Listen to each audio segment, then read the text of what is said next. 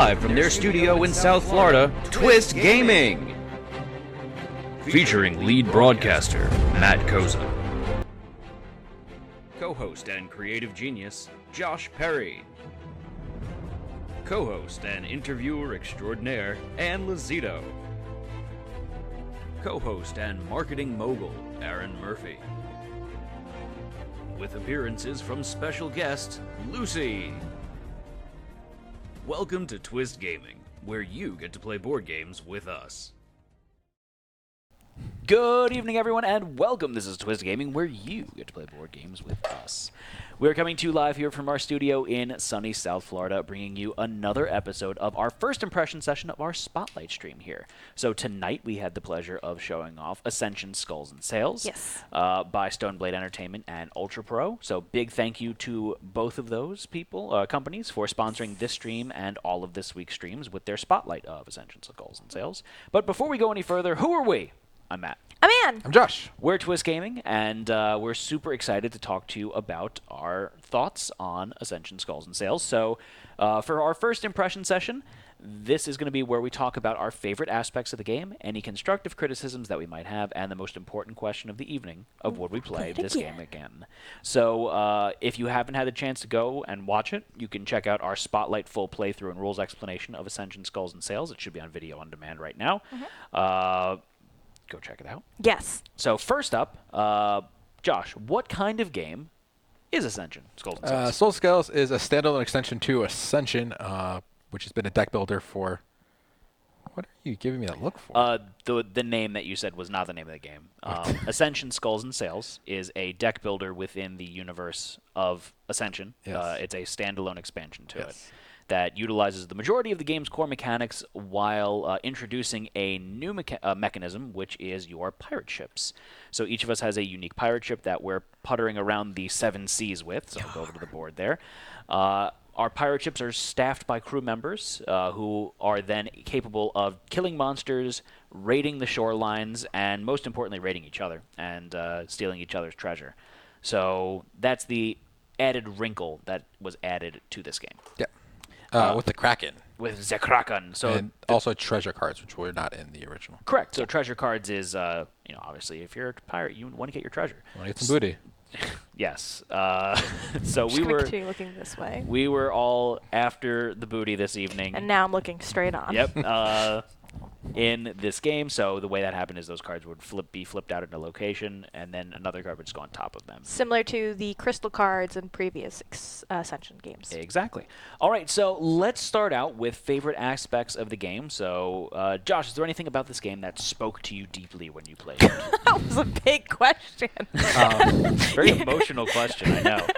So I'm a big fan of Ascension, so I'm going to talk about more about like what this adds to the game. So I'm going to press the pause button on you right now. Yeah. So typically we go into these games completely blind, not having played them before. And that is true for the case of this particular standalone expansion, but the three of us have all played Ascension quite a bit. Yeah. So we are all very familiar with the core mechanisms and backbone to this game. Yeah. So take it away, Josh. So I like the anchor ability. That was really I like the spatial movement aspect of it and the anchor ability of getting things and the raid ability of actually being able to raid other people's ships. I wish we saw some more raid cards. That might have just been everything was kind of bottom heavy. The shuffle was a little weird. Yeah. But that's Ascension. You get some weird builds sometimes. And I like how the Kraken was there and kind of just stole treasure from us occasionally. And then I got to kill it and steal all the treasure back. You are Kraken now. I am Kraken now. Yeah, I am the Kraken. So I enjoyed the crew mechanism. That was my big thing, is that I really love that there was a genericized resource here. So typically you either have the runes or the fight that you're either attacking or you're buying. And your crew was either or, because you can either plunder the coastline or you can kill stuff with your crew members. So I like that there was that generic resource that gave you more flexibility. I also like the theme of it. Yeah, I mean, the theme's really cool. Just the 7 spaces, the 7 seas, the Kraken is, the big baddie in it. I think it fits really nicely in the cool pirate ships that we've got. But what I was saying with the crew members, the strategy that I was going for, unfortunately didn't materialize, but was going for a crew-heavy build to kind of just float around and do whatever the heck I wanted. So it would have been nice to have seen it from my perspective. But again, first playthrough, so Anne. I really enjoyed the spatial aspect of this as well. It added something a little different. I think I want to echo each of the points that you made.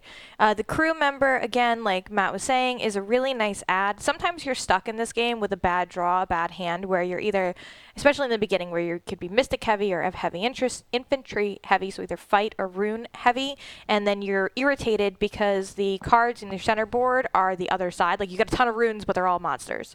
So I like that the crew ability offers you an option to kind of mitigate being stuck in those positions without it being overly gratuitous. Yeah. Like, you have to work to get those crew. You have to build your cards right to get the crew. It's not like you get one each turn or something overly whatever. But I really enjoy how he's kind of taken the game and put the spatial aspect to it. I like the Kraken. It's a cool feature, but it's not... It doesn't super impact the players all of the time, which is nice too. Like, he's kind of there. I know you guys got sucked into the whirlpool a lot. I was the Kraken's BFF. You really were. Yeah. You should have been Baby Kraken.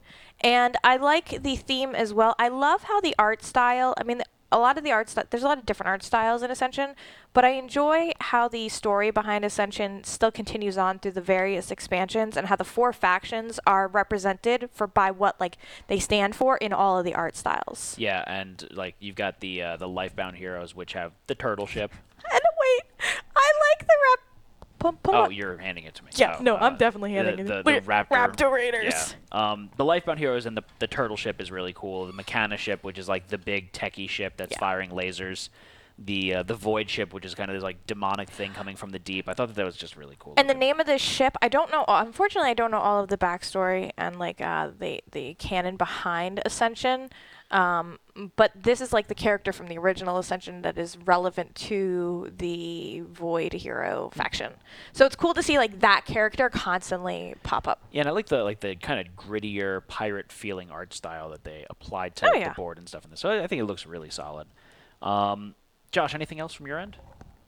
No, I think we hit most of the points, and we're not talking about the generic Ascension. What do we like about Ascension? Yeah. Do you want to talk about that? I think we're all pretty big fans of deck builders. Ascension's a just very robust deck builder all the way around, which hits a lot of the positive points that people have about the genre as a whole.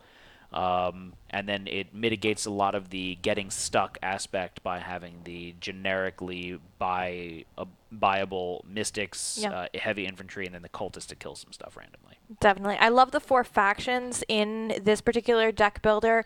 When we played Dominion, I'm not a big fan of Dominion as a deck builder. Okay. But I do like Ascension, and I think I like Ascension because for somebody like me, it clearly spells out strategy. The 4 factions, they have a clear definition behind them. Even though everything is it can be integrated, you can play the game for the first time up, putting emphasis on one of the 4 factions and knowing.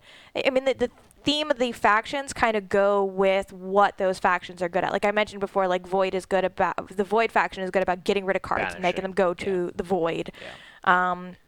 And Lifebound is very nature. It's very connected. It's let's work. synergistic. Yeah, synergistic work. Let's work together. Mechana is the constructs, is the machines. Like it's very spelled out very well. And Enlightened, that one's not as clear, but that's like drawing cards really quickly, which is like Enlightened getting more. So. Yeah. So moving into the constructive criticism portion, this is again based on our first playthrough. Anything about the game that we would tweak if given the opportunity, or maybe we didn't have, we didn't care for it as much. So I want to lead us off here, and this is actually a point that one of our viewers brought in, and I thought it was actually a pretty solid idea. Is that we are exacerbating this problem because we are sitting at a larger table and we're further away. Yeah. But your ships that are on the board, and I'm going to switch over to the board cam for a second, also have the crew counters on them, which is what's going to show how many crew members you have. So one of the thought processes that was brought up in chat is, hey, it'd be cool if we had ship standees or tokens or something that would travel around the board, and then an individual crew counter that we can keep in front of us for easier reference. So that way we didn't have to reach across the board to see. To update our crew members as well. Oh, yeah. So it would make things a little bit easier from that perspective. Again, that's just more of like a user interface type thing, not really a huge thing, and it's not actual gameplay mechanics. And how about you? So I have a gripe with Ascension in general. Mhm. I've always been annoyed by the limitation on the honor pool. So when you play this game, you're told how many honor points, which are like victory points, you get to play with depending on the player count, and they limit you in the app as well. And Ascension is the kind of game where I absolutely love building up the game and finally seeing the cards like interoperate together. You'd want more time to realize the fruits of your labor. God, do I. It is my biggest gripe for Ascension as a whole. Like, I want my cards to interact sooner because there's so many cool things that they can do. There was one turn this turn where, like, I felt like I was like, oh, yeah, I had one of those great turns where it's like, this goes with this and this goes with this, and you just keep on going. You but, kept on going. oh, my God, it was so good. But, like, at some point, you're, like, I feel like you start ramping up, and then the game ends. Well, to play devil's advocate here, not to say that your opinion's incorrect or anything. Yeah. One, we saw some ridiculous turns near the end of the game, so I think that's part of the way that it mitigates everyone just kind of sitting around and waiting for one person to take a ridiculous turn. Whereas two, the app is much more hand-holding in terms of how long you can take the game. Yeah. With this, we can house rule to whatever we want. Yeah, that's true. It's customizable there. I have one more gripe specific to this version. Mhm. I like the spatial aspect of this game, but I feel as if the anchor mechanism is kind of thrown in there to force the players to move on the board. Yep. Well, that's 100%, yeah. It doesn't feel natural. I don't know if natural is the right word. I feel like the only reason that it's there is so that you'll make me move around the board, and I think that the reward for it is very heavy. Like, it's very enticing. You get to put the card in your hand. Like, within the other Ascension expansions, I believe they're all different. They're not all put it in your hand. Or I could be wrong there. Every anchor you get to put in your hand? No, you just get an ability. It's a separate anchor ability that's printed. I mean, some of them are bad guys, which is draw or discard an extra card. So it's an added boon for your ship being there. Yeah. Put this into your hand, put this into your hand. Okay, so maybe the ones that I was drawing. It might be the hero. For the heroes? All the heroes. Yeah, all the heroes are put in your hand. It would have been nice to have a little bit more flavor there. Yeah, I mean, and put in your hand is a great card. In the other Ascension expansions, you saw that, but you saw it every once in a while, and it was really special. This is less. It makes it less special. I would have liked to have seen a bigger variety of anchor ability, or just any variety of anchor abilities. I would have liked to see more anchor abilities with a variety of abilities. More anchor cards incorporating a variety of anchor abilities. What if each one of the factions had their own unique anchor abilities between them? Like, all Lifebound heroes have one, all constructs have another. Like, for example, constructs could be you put it directly in play, whereas Lifebound would be, I don't know, something else, whereas... I want to sit there and have the decision on the center board between picking that anchor ability and this anchor ability. I don't want it to be like, there's an anchor over there, so I have to go over there. There's a singular anchor. Yeah. I see what you're saying. I completely understand that. Something to just make note of is, as all of the other expansions for Ascension, there's always two that follow the same theme, so the next expansion will be building on the Skulls and Sails theme. So there possibly could be more anchor abilities and stuff like that in that. Just more to come soon. More to come soon. Just we don't know what it is. Okay. So something to keep your eyes open for. Again, you have a generic gripe with Ascension. That's not true anymore, Josh. That's not true anymore now? All right. That's what Justin said to us like 5 times, so I'm used to hearing that. Historically, yes. I believe they've switched it to fan vote now. Okay. I believe that's what Justin told me at Gen Con. Okay. I could be wrong there. One of my main gripes with Ascension, while I very much like the different cards come out into play that you can purchase thing, because there's a large variety of cards and there's only one of those out at any given time, it's frustrating, as I was telling you in the break, to play with people that are adopting the same strategy as you and being stuck in the same turn order. So you going before me every turn and kind of doing my strategy a little bit better than me, and then that progressively makes it harder and harder for me to catch up to what you're doing. Yeah. So that's my biggest complaint. It's just due to the way that the cards come out. I don't necessarily think there's anything to fix it. It's just this version of a deck builder experiences that issue more than a version of a deck builder like Dominion, where the cards are set out in play and you could always buy them until they just run out in general.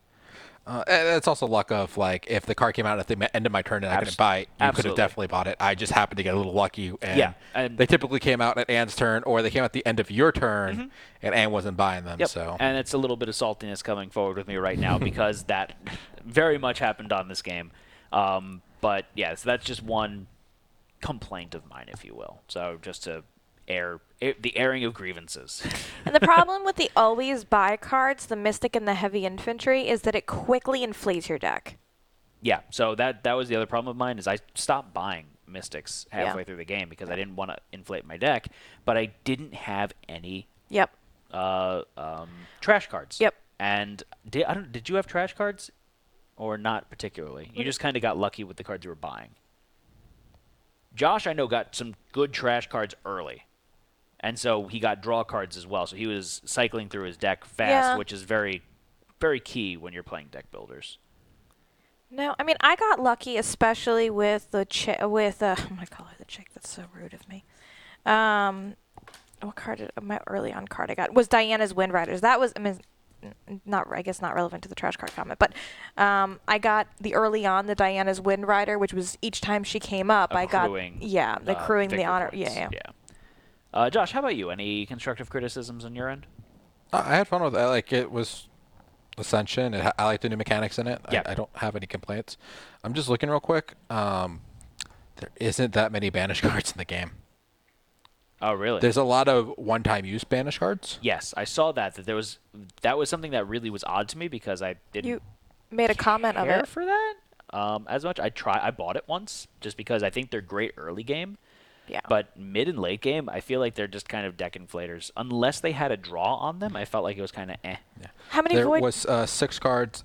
There was the Rum Guard. There's 3 of those. And there's 3 of them, which was the straight up banish. And then there's the portal. Look at it while you're reading it. The portal conservators. Very good.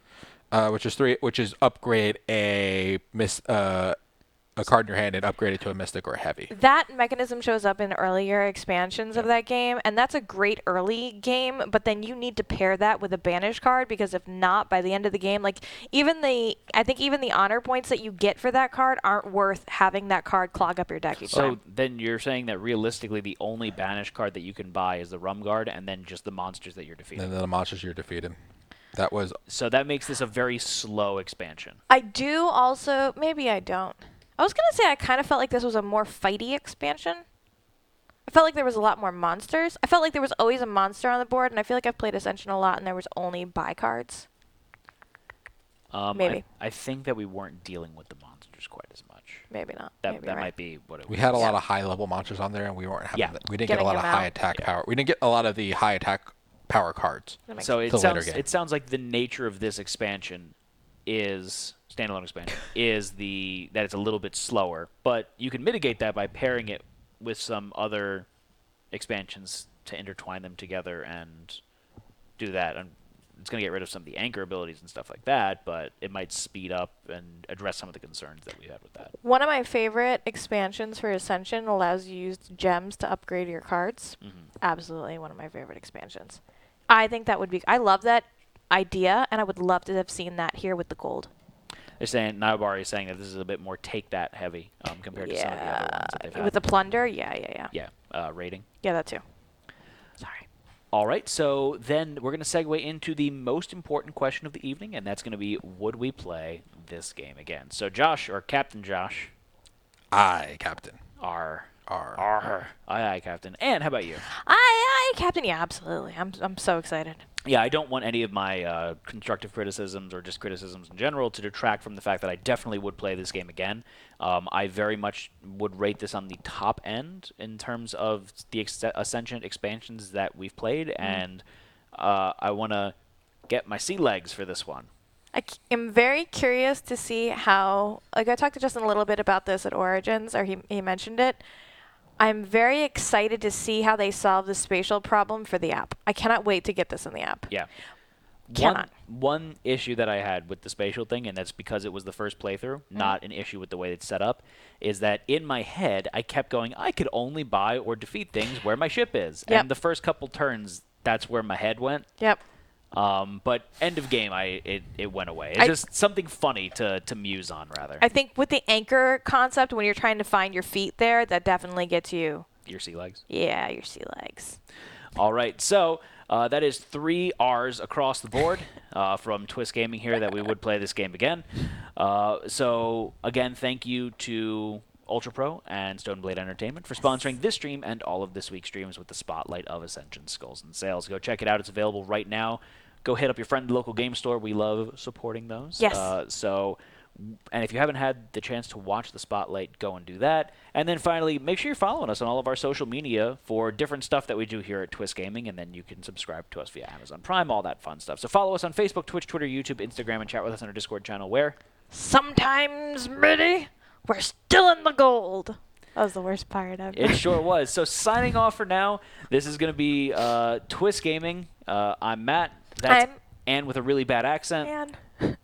Our Captain Josh here. That was actually much better than you. Good night, everyone. Good night.